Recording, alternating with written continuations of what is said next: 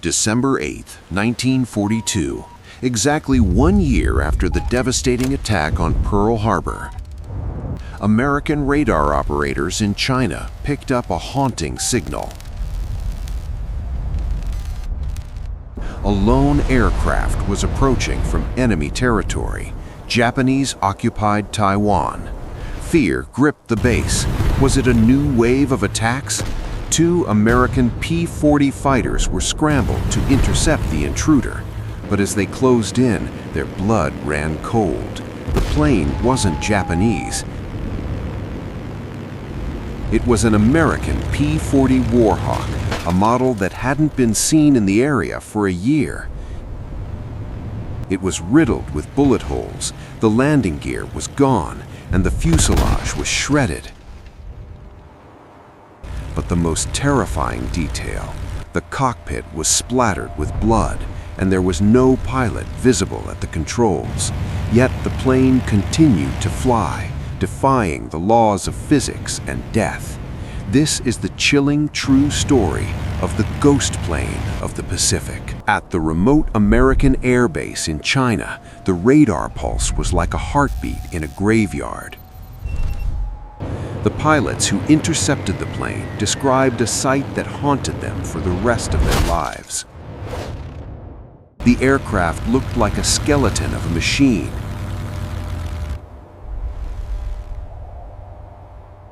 Its paint was stripped by salt and wind, and the fuselage was shredded by machine gun fire. As the American pilots looked into the cockpit, they saw a man slumped over, his face hidden, his tattered uniform soaked in blood. The plane didn't maneuver, it didn't fight, it simply flew until its fuel it ran out, diving into a final, fatal plunge.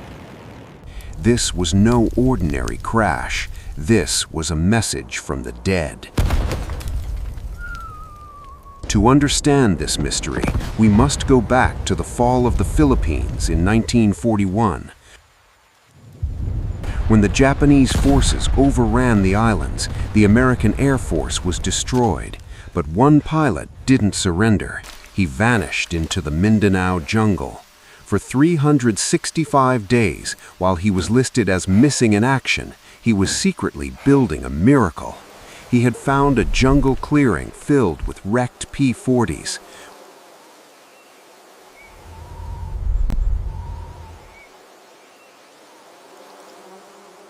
With nothing but scrap tools and an iron will, he began to stitch a Frankenstein's monster of a plane together, part by part. Living in the jungle meant fighting tropical diseases and avoiding constant Japanese patrols.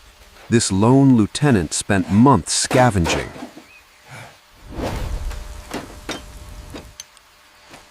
He used wires from crashed jeeps and metal plates from downed bombers to fix a shattered engine.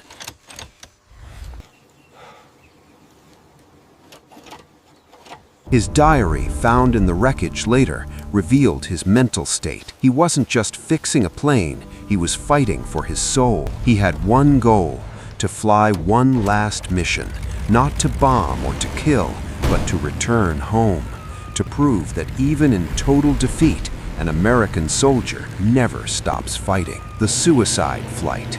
On the anniversary of Pearl Harbor's attack, December 8, 1942, he did the unthinkable. He cleared a crude path in the jungle and hand-cranked an engine that should have been dead. He took off without landing gear, knowing he could never land safely. He flew 1,000 miles across the South Sea, dodging enemy Zeros and surviving storms. He was bleeding, exhausted, and barely conscious. By the time he reached China, his mission was done. He died in the cockpit just as he crossed into friendly territory, his final act of defiance complete. Was it a ghost, or was it the ultimate display of human endurance? The ghost plane of the Pacific remains a legend.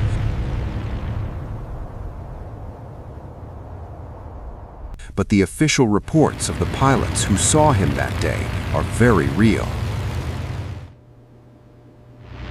At War Chronicles, we believe this story is a tribute to the spirit of those who refuse to stay down. The machine failed, but the pilot's heart carried him home. If you found this story incredible, subscribe for more forgotten history and click the video on your screen to see our next investigation.